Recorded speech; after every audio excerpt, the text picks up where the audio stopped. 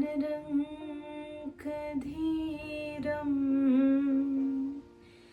राजीवनेत्रं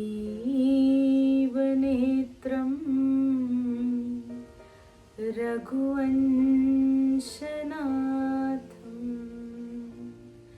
कारुण्यरूपं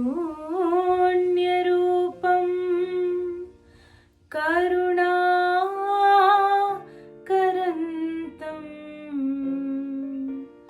श्रीरामचन्द्रं शरणं प्रपद्ये।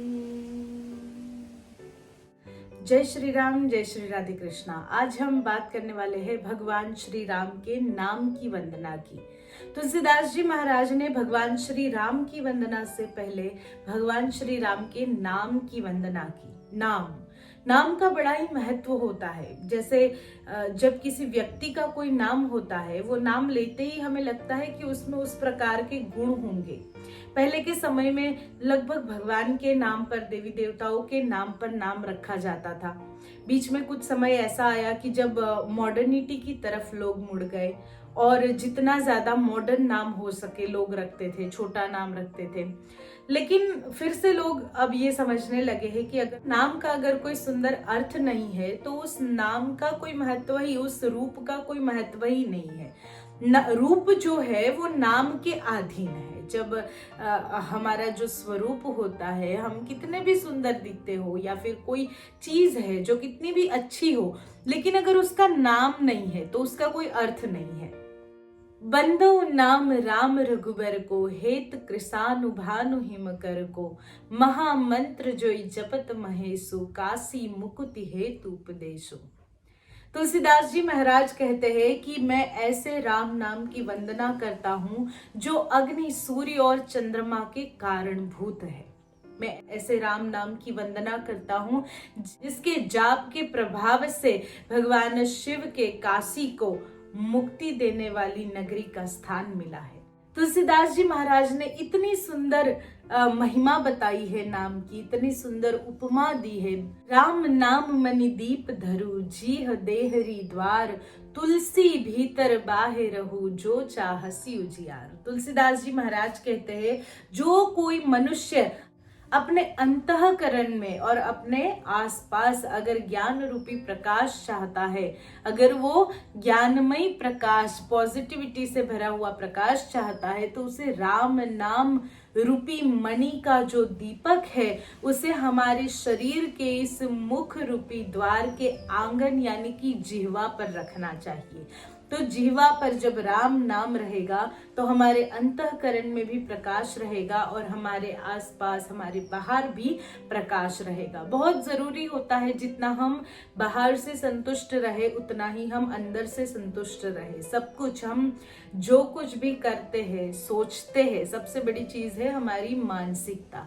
जो हम सोचते हैं उसी का प्रभाव हमारे शरीर पर पड़ता है और शरीर का ही प्रभाव लोगों पर पड़ता है। हम कैसे दिखते हैं, क्या बोलते हैं, हम किस तरीके से रहते हैं। कई लोग होते हैं ना कि वो हमेशा ऐसे सीरियस रहते हैं कि हम तो नहीं हंसते। क्यों? हंसने से कभी किसी का कुछ लुटा है क्या? हाँ, बहुत ज्यादा नहीं हंसना है, लेकिन एक स्माइल होना। हमें हा हा हा करके हंसने की जरूरत नहीं, लेकिन स्माइल रखने से बहुत से लोगों का दिन हमारी स्माइल देख करके सुधर जाता है। हमारे आसपास पॉजिटिविटी अपने आप फैल जाती है। तो अपने चेहरे पर स्माइल तो रखनी ही चाहिए, लेकिन ये सब कब होगा? जब हम अंतःकरण से खुश, संतुष्ट और पॉजिटिव होंगे तब। और इसके लिए ज्ञान की जरूरत होती है, संतुष्टि के लिए ज्ञान की जरूरत होती है, आनंद के लिए ज्ञान की।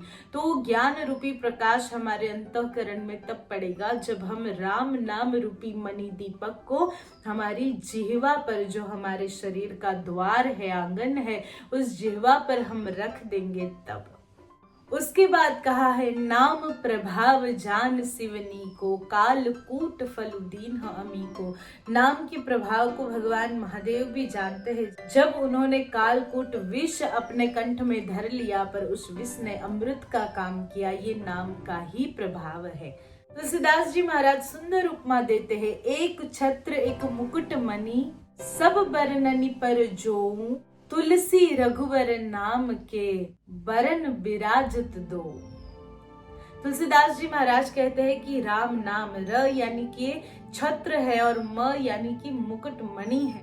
भगवान का ये जो नाम है उसका जितना बखान करे उतना कम है। साथ ही में कहा है, निर्गुण ते एहि भांति बड़, नाम प्रभाव अपार, कहऊ राम बड़ नाम ते निज विचार अनुसार। तुलसीदास जी महाराज कहते हैं कि मेरे विचार के अनुसार तो निर्गुण से भी नाम बड़ा है और सगुण यानी कि राम से भी उनका नाम बड़ा है। जैसे भगवान श्री राम जब वनवास गए तब उन्होंने तो मात्र सुग्रीव का उद्धार किया, सुग्रीव की सहायता की, सुग्रीव को अपनी शरण में रखा, लेकिन भगवान के राम नाम ने तो शबरी जैसे न जाने कई भक्तों को अपनी शरण में रखा है।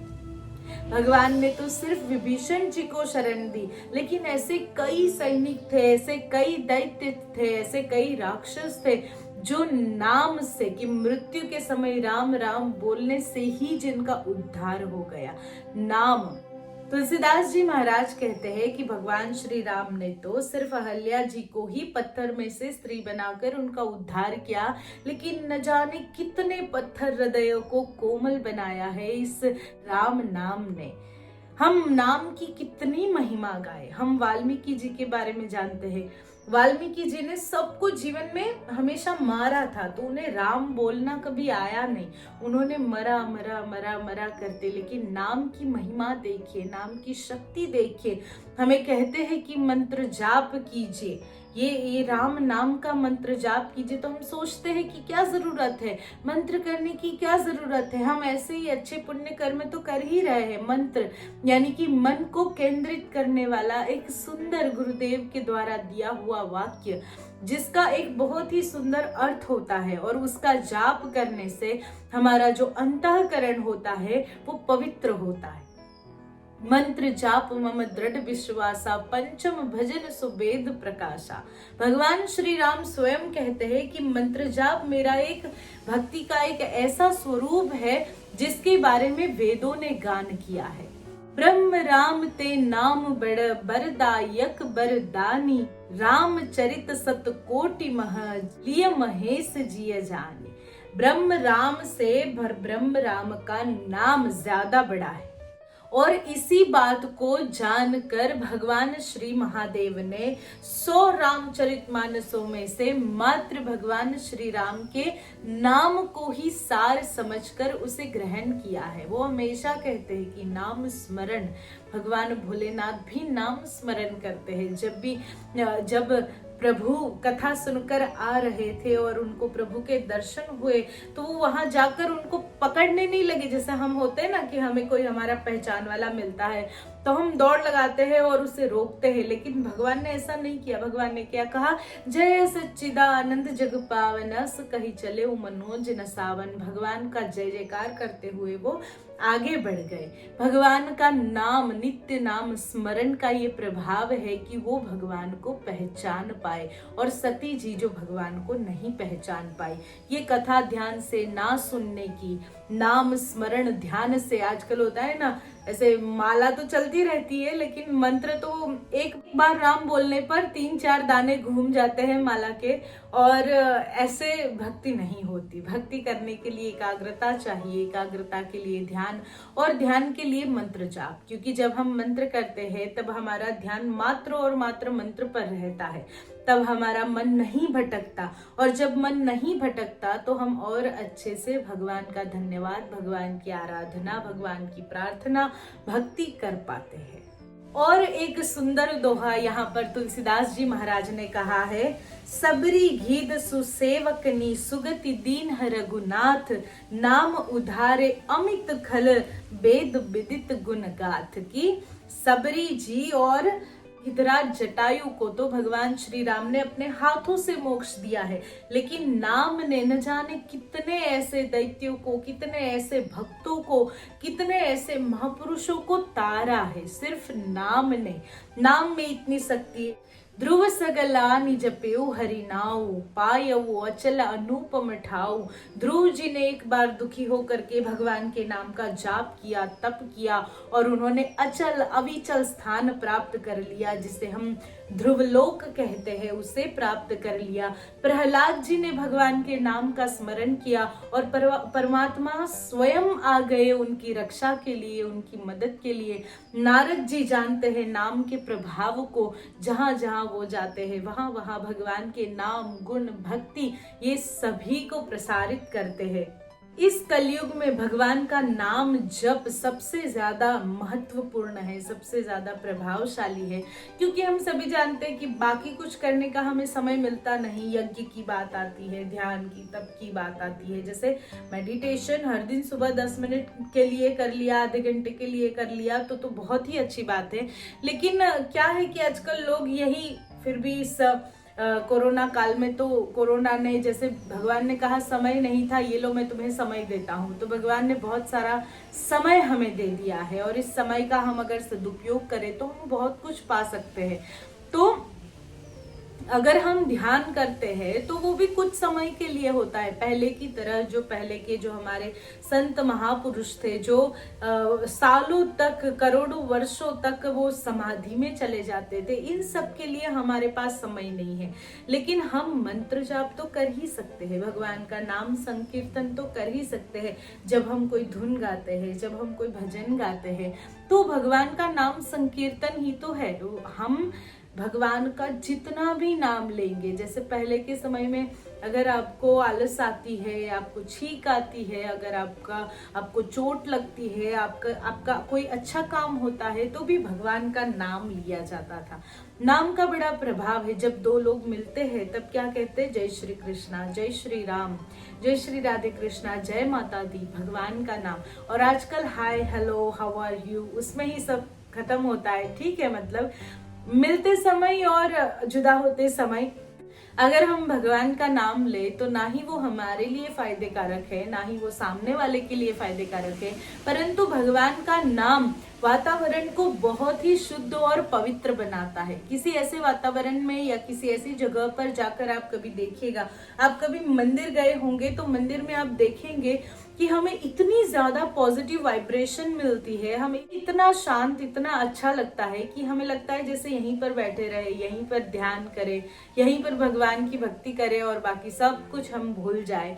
तो भगवान के नाम का बड़ा प्रभाव है, क्योंकि वहां पर बहुत ज्यादा नाम जप होता है, वहां बहुत ज्यादा कीर्तन होता है। तो ऐसी जगहों पर उसकी पॉजिटिविटी, उसका प्रभाव बढ़ जाता है। अगर हम अपने घर में भी शांति, पॉजिटिविटी, अपने अंतःकरण को भी शुद्ध रखना चाहते हैं तो भगवान के नाम का स्मरण करना चाहिए। नाम का बहुत ही महत्व होता है सभी के जीवन में। जैसे अगर मेरा नाम अर्चना है, कोई अर्चना ऐसी आवाज लगाता है तो तुरंत ही मेरे कान वहां पे पहुंच जाते हैं कि नहीं। हम कितना भी बिजी हो, लेकिन कोई अगर हमारा नाम पुकारता है तो हम तुरंत ही वहां पहुंच जाते हैं। अगर हम किसी का नाम याद करते हैं तो उसका स्वरूप हमारे सामने आ जाता है। पर कब? जब हम उसका नाम याद करते हैं। बिना नाम के स्वरूप का कोई महत्व नहीं है, बिना नाम के गुण का भी कोई महत्व नहीं है। इसलिए नाम के ऊपर ही सब कुछ आधारित है।